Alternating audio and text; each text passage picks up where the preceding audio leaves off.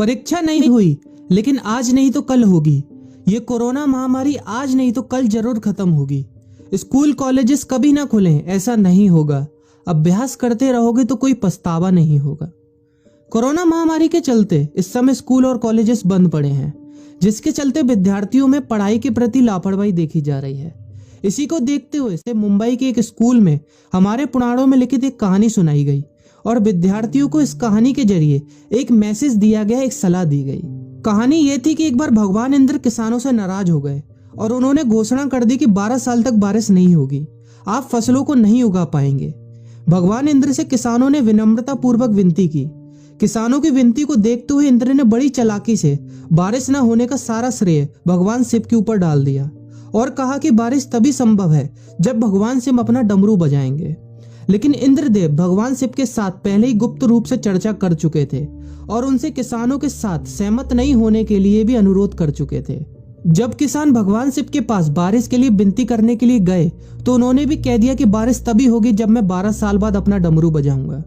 निराश होकर वापस लौटते किसानों ने 12 साल तक इंतजार करने का फैसला किया। लेकिन उनमें से एक किसान वापस लौटकर नियमित रूप से अपना काम कर रहा था, खेती कर रहा था, यहाँ तक कि बीज भी बो रहा था। अन्य किसानों ने यह देखकर उस किसान का मजाक उड़ाना चालू कर दिया। कुछ किसानों ने उससे पूछा भी कि आप अपना समय और ऊर्जा क्यों बर्बाद कर रहे हैं, जबकि आप जानते हैं कि 12 साल तक बारिश नहीं होने वाली। उस किसान ने जवाब दिया कि मुझे पता है कि बारिश के बिना मेरी फसल नहीं आएगी, लेकिन मैं ये सब केवल अभ्यास के रूप में कर रहा हूँ। 12 साल बाद मैं फसलों को उगाने और खेतों में काम करने की प्रतिक्रिया को भूल जाऊंगा। शरीर की काम करने की आदत छूट जाएगी और शरीर आलस का शिकार हो जाएगा।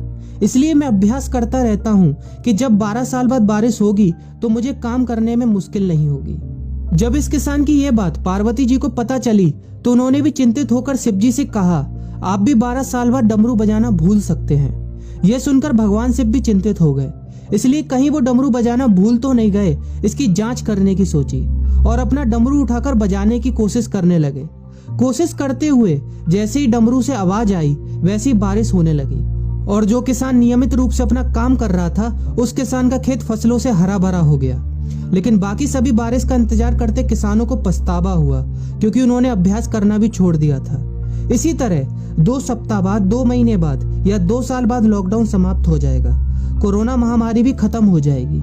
इसे घूरने या इस महामारी के खत्म होने तक का इंतजार करने से बेहतर है कि आप जिस कक्षा में हैं या जिस अगली कक्षा में जाने वाले हैं उसका अध्ययन करें। पुस्तकों का अध्ययन करके अपने कौशल को तेज करें। आपके पास जो ज्ञान है उसे और बढ़ाएं। इस समय का इस्तेमाल करें और ये सोचें कि आप और भी बेहतर कैसे कर सकते हैं, क्योंकि डमरू कभी भी बच सकता है। इसलिए अभ्यास करते रहें। अभ्यास ही गुणवत्ता का सार है। अभ्यास ही है जो आपको किसी भी क्षेत्र में पूर्ण बनाता है। अगर आप अपनी पढ़ाई के प्रति लापरवाही छोड़कर अभ्यास करते रहेंगे तो जब काम करने का समय आएगा, जब भी परीक्षा देने का समय आएगा, तो आप हर चुनौती और अपने हर क्वेश्चन का जवाब देने के लिए तैयार रहेंगे। अपना ध्यान रखें और अपनों का ख्याल रखें, क्योंकि कोरोना भी गया नहीं है। घर पर ही रहने की कोशिश करें ताकि आप भी और अन्य भी सुरक्षित रहें और नियमित रूप से अभ्यास करते रहें, क्योंकि डमरू कभी भी बच सकता है।